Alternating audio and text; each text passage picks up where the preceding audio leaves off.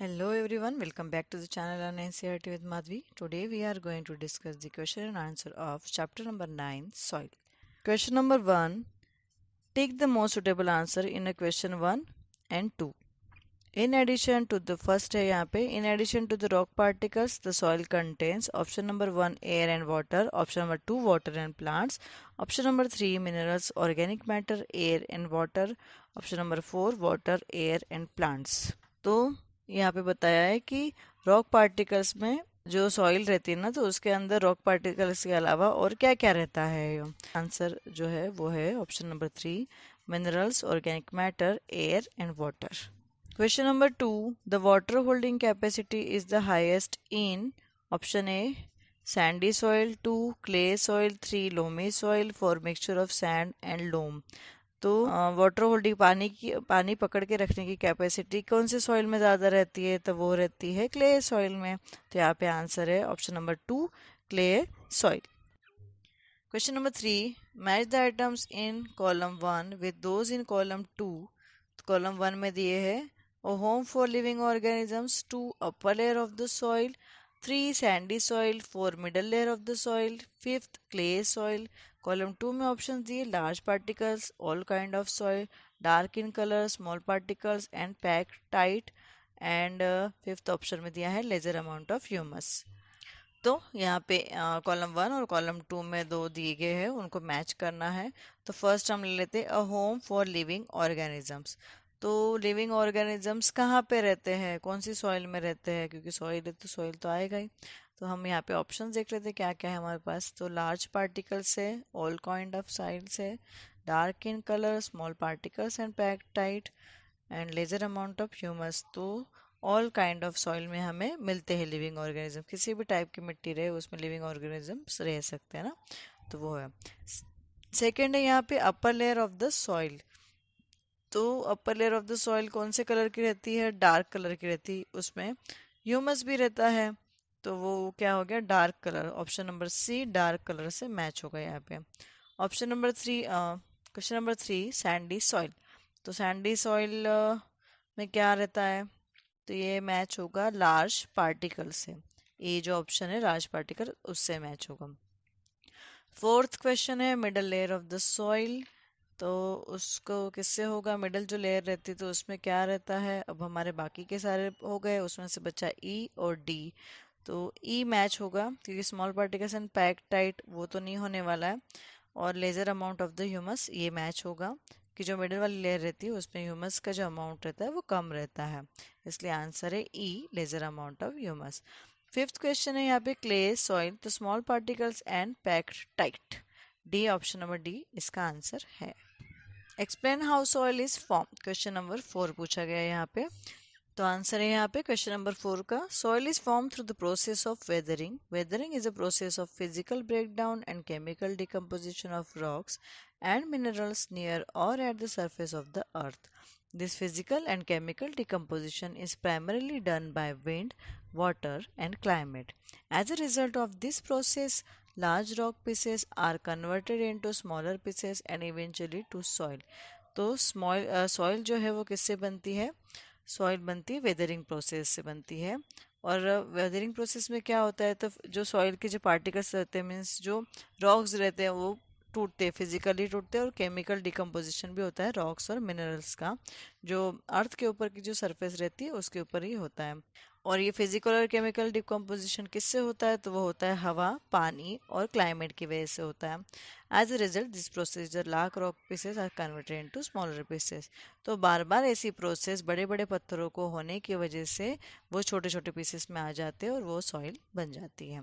तो ये हो गई प्रोसेस सॉइल किस तरह से बनती है उसकी। Question number 5 how is clay soil useful for crops. तो क्ले सॉइल किस तरह से खेती के लिए यूज होती है ये देखना है हमें। तो आंसर इसका following are the properties of clay soil. First है it has very good water holding capacity. Second है it is a rich in organic matter. तो यहाँ पे बताया कि दो प्रॉपर्टीज बताइए क्ले सॉइल की, तो वो है कि इसको बहुत अच्छी वाटर होल्डिंग कैपेसिटी रहती है, पानी को पकड़ के रखने की जो कैपेसिटी है इस मिट्टी में बहुत अच्छा है, और इसके अंदर ऑर्गेनिक मैटर भी बहुत ज़्यादा है। For growing crop such as wheat gram and paddy the soil that is good at retaining water and rich in organic matter is suitable. Therefore clay soil having this characteristics are useful for such kind of crops. इसके अंदर wheat ग्राम और paddy जैसे अनाज जो रहते हैं वो अच्छे से आते हैं, क्योंकि इस मिट्टी की जो क्वालिटी है वो क्या है, विशेषता है कि वो पानी को अच्छे से रिटेनिंग कर देती है, और इसके अंदर ऑर्गेनिक मैटर भी बहुत ज़्यादा है जो सुटेबल है इन सारे अनाज के लिए। ये जो है ना, ये सारा क्लाइमेट और ये सारी जो चीज़ें हैं ये इन सारी क्रॉप्स के लिए, मतलब ये जो अनाज के लिए यूज़फुल है, इसलिए वहाँ पे ये सारा अनाज भी उगाया जाता है। Question number 6, let the differences between clay soil and Sandy soil. तो क्ले सॉइल और सैंडी सॉइल के बीच का आपको डिफरेंस बताना है। तो आंसर है यहाँ पे क्ले सॉइल। उसके हम देख लेते पहले कि क्या क्या है। फर्स्ट है it has much smaller particles. Second है it can hold good amount of water. Third है it is fertile. Fourth air content is low. Fifth is particles are tightly packed. And sixth is good for growing various crops. तो clay soil का क्या क्या है, तो clay soil के जो है उसका ऐसा है कि बहुत छोटे छोटे स्मॉलर पार्टिकल्स में रहता है, इसकी जो साइज रहती है ना सॉइल की, तो वो रहती है। उसको एक विशेषता है कि पानी को पकड़ के रखने की जो कैपेसिटी है वो इसमें ज़्यादा रहती है। ये मिट्टी फर्टाइल रहती है। एयर जो पकड़ के रखने का रहता है वो एयर कंटेंट इसमें कम रहता है, और जो सॉइल के पार्टिकल्स है वो टाइटली पैक रहते हैं। और क्या है कि ये जो मिट्टी है ये वेरियस तरह के अलग अलग तरह की जो खेती बाड़ी के जो अनाज है वो उगाने के लिए सुटेबल भी है। अब देखते हैं यहाँ पे लोमी सॉइल को। तो लोमी सॉइल का है it has much larger particles. It cannot hold water. It is not fertile. Air get trapped between the particles. Particles are loosely packed and not suitable for growing crops. तो इसकी loamy soil के जो soil particles रहते हैं वो clay soil से बड़े रहते हैं। वो इसकी तरह पानी पकड़ के नहीं रख सकता है। लेस फर्टाइल है, तो खेती बाड़ी के लिए काम नहीं आता है। जो हवा ट्रैप करने की जो है कैपेसिटी, तो इस मिट्टी में ज़्यादा है, तो पानी उसमें होल्ड नहीं होता है।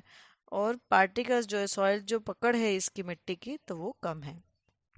Question number 7, sketch the cross section of soil and label the various layers. तो क्रॉस सेक्शन हमें बनाना है, ड्राइंग बनानी है हमें सॉइल प्रोफाइल की, और उसको लेयर्स देने हैं। तो आंसर में यहाँ पे शो किया गया है।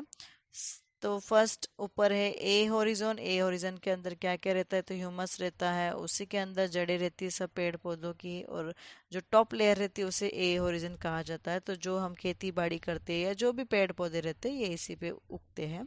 सेकंड है बी होरिजन। तो उसके अंदर थोड़े छोटे छोटे स्टोन्स और मिट्टी मिक्स रहती है। सी ओरिजिन में है, थोड़े उससे बड़े रॉक्स रहते हैं इसके अंदर, और बेड रॉक, तो नीचे जो है वो पूरे के पूरे बड़े बड़े पत्थर ही रहते हैं। नेक्स्ट क्वेश्चन है यहाँ पे question number 8, Razia conducted an experiment in the field related to the rate of percolation. She observed that it took 40 minutes for 200 ml of water to percolate through the soil sample. Calculate the rate of percolation. तो रजिया ने क्या किया, यहाँ पे question में क्या पूछा हमें कि हमारे पास पानी है 200 ml है, परकुलेशन टाइम हमें दिया गया है 40 मिनट्स का, और हमें कैलकुलेट करके क्या देना है, रेट ऑफ परकुलेशन हमें कैलकुलेट करके देना है यहाँ पे। तो रेट ऑफ परकुलेशन रेट का फॉर्मूला क्या है, amount of water in ml is divided by percolation time in minute. तो हमारे पास पानी है 200 ml, और टाइम भी हमारे पास दिया गया है, तो वो है 40 मिनट दिया गया है। तो फिर उसको डिवाइड करने के बाद में आंसर आता है 200 डिवाइडेड बाय 40, 0 0 चले गया, और 4 डिवाइडेड बाय 4 को डिवाइड करेंगे हम 20 से, तो हो जाएगा 5 ml पर मिनट। ये रहा answer. Question number 9, explain how soil pollution and soil erosion could be prevented. तो सॉइल पोल्यूशन और सॉइल इरोजन किस तरह से रोका जा सकता है, ये क्वेश्चन पूछा गया है। तो आंसर है यहाँ पे प्रिवेंशन ऑफ सॉइल पोल्यूशन। तो प्रिवेंशन ऑफ सॉइल में बताया गया है the persistent built up of toxic compounds in the soil is defined as soil pollution. To prevent soil pollution its causes must be controlled. तो मिट्टी के अंदर कुछ टॉक्सिक कंपाउंड मिल जाने की वजह से सॉइल पोल्यूशन हो जाता है, और सॉइल पोल्यूशन को कम हमें कंट्रोल में रखना है। तो उसके लिए फर्स्ट पॉइंट दिया गया है यहाँ पे, reduce the use of plastics. Plastic के यूज हमें कम करने हैं। क्यों करने हैं? क्योंकि plastics and polythene bags restore the fertility of soil, hence this should be disposed of properly and if possible their use should be avoided। क्योंकि plastic and polythene bag जो रहते हैं तो सॉइल की जो मिट्टी की जो रहती है ना उपजाऊ जमीन, तो वो जो उपजाऊपना है उसका वो मिटाती रहती है, कम कर देती है। तो इस वजह से हमें प्लास्टिक को अवॉइड करना है। प्लास्टिक को कोई भी अच्छे से डिस्पोज करना है, उसे अच्छे से फेंकना है, मिट्टी के अंदर धंस जाए ऐसा नहीं करना है। सेकेंड पॉइंट है यहाँ पे इंडस्ट्रियल पोल्यूटेंट्स। जो कंपनीज से निकलता है, इंडस्ट्रीज से जो वेस्ट निकलता है वो भी पोल्यूशन है। वो किस तरह से पोल्यूट करता है वो देखते हैं। Some waste product from industries and home pollute soil. These pollutants should be treated chemically to make them harmless before they are disposed of।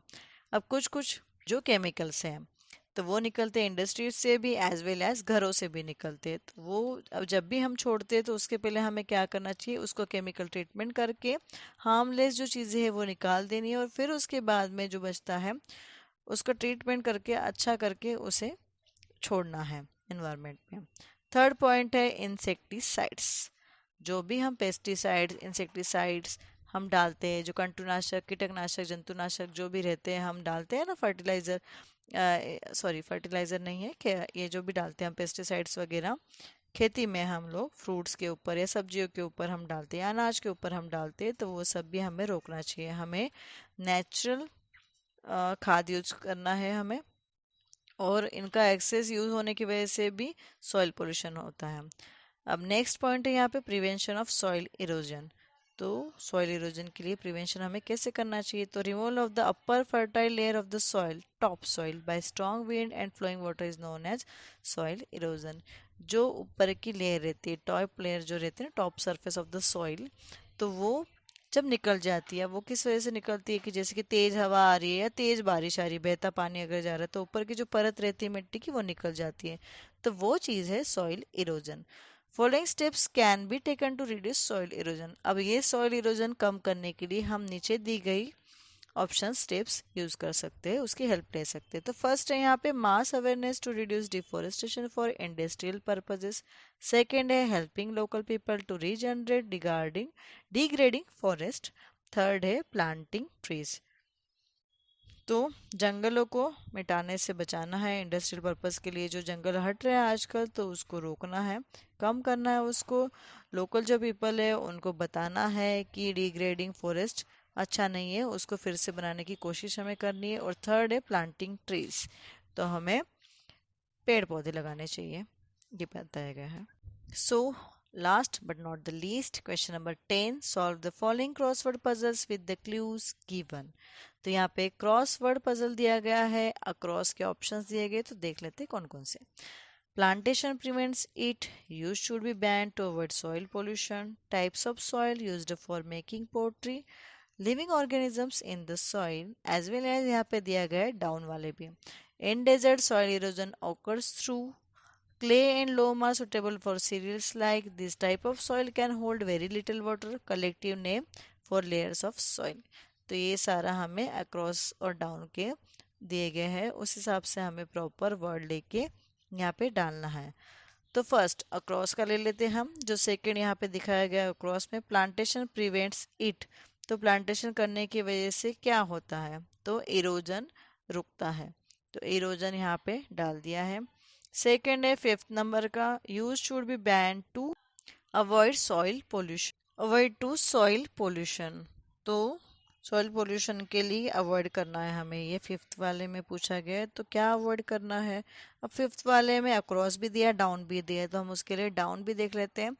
तो डाउन वर्ड में है collective names for layers of soil. Collective names जो थे soil के वो हमें बताने हैं। तो हमें सॉइल पोल्यूशन रोकने के लिए कौन सी चीज़ है, तो वो है पॉलीथीन। अब पॉलीथीन पी से स्टार्ट होता है और नीचे भी दिया गया है, डाउन में है, वहाँ पे आ जाएगा प्रोफाइल, तो ये दोनों हमने यहाँ पे फिल कर दिए है। थर्ड 6 नंबर का है type of soil used for making pottery.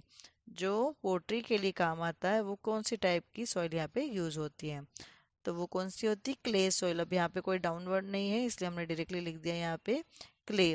7 number का यहाँ पे दिया है living organisms in the soil. अब 7 का जो एंड है, फिफ्थ वाला जो डाउन लिखने के बाद में जो एंड बचता है वो आता है ई। तो हमें यहाँ पे ध्यान लगाना है कि ई से स्टार्ट होने वाला हमें लिविंग ऑर्गेनिज्म बताना है। तो ई से डाउन का ले लेते हैं। फर्स्ट है in desert soil erosion occurs earth. तो सॉइल इरोजन किस वजह से होता है?